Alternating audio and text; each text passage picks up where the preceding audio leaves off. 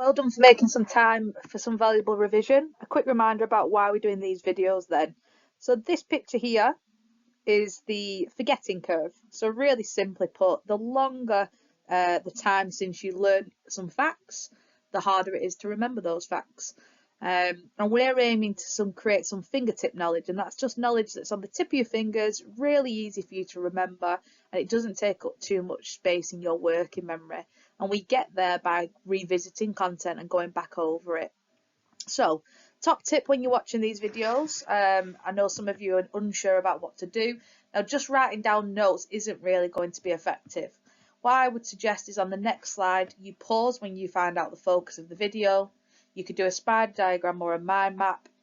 And then at the end of the video, you could add to it about what you learned from the video, about what you had already forgotten. My other tip is to put your phone away and avoid any distractions, so try and find a quiet space. It is just 10 minutes of your time, okay? And after that 10 minutes, you can get your phone back out, text everyone about how great this revision video was. Okay, so let's get started. So our focus today is going to be about the 1920s economy. And remember, economy is anything to do with money and jobs. So if you'd like to do a mind map or a spider diagram, I'd recommend you pause this for 5 minutes and just jot down what you can remember about these three things.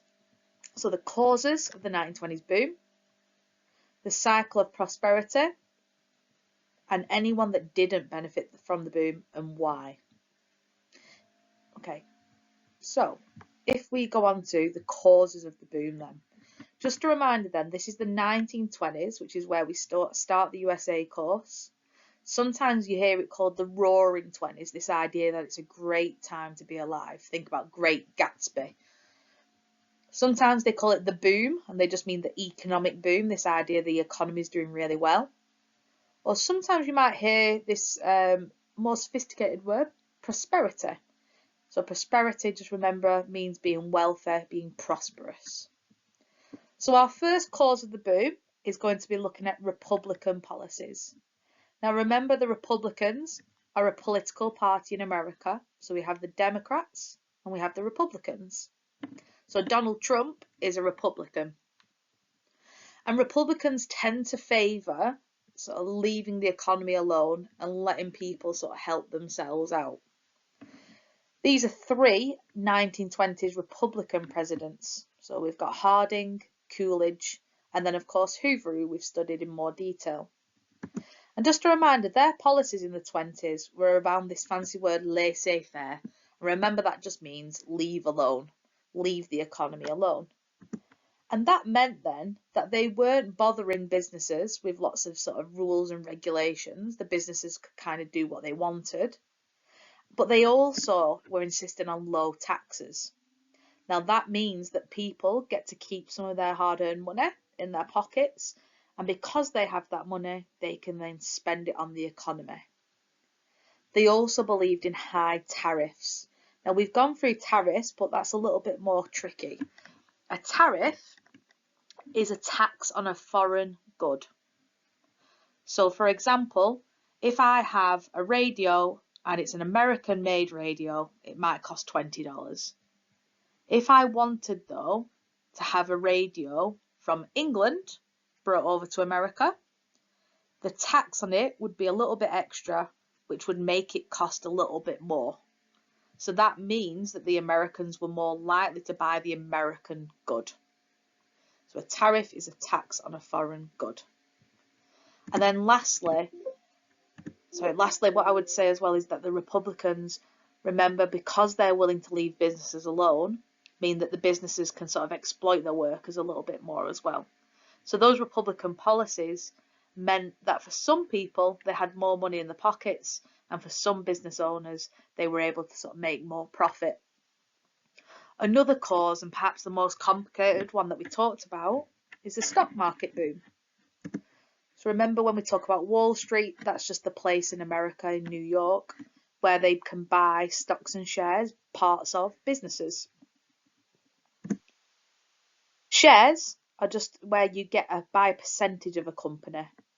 Okay, so our example in lesson was Pollard's Pritt Sticks, and people could buy 10% of Pollard's Pritt Sticks And when my Pritt sticks were dominating the Pritt stick world and they were doing really, really well, people that had bought a share in my company also made money alongside me.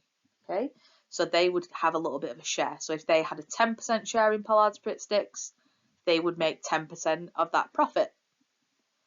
Now, the exciting thing in the 20s for some people was that they could buy on the margin. And what that means is they could buy a share in a company,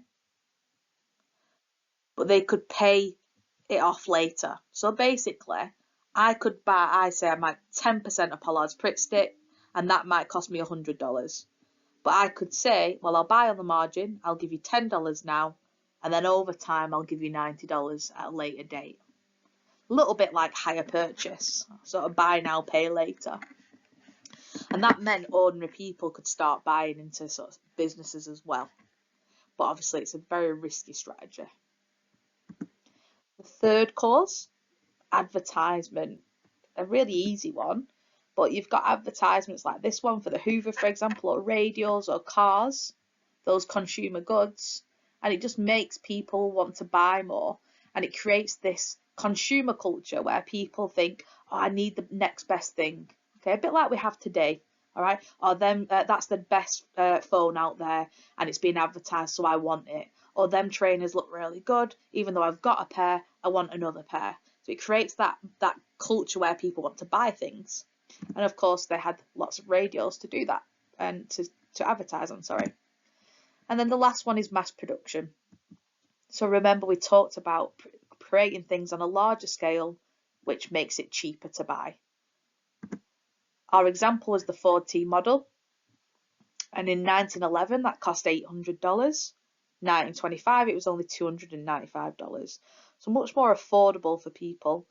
And remember, around 15 million people had bought Model Ts, Ford T models, by 1929.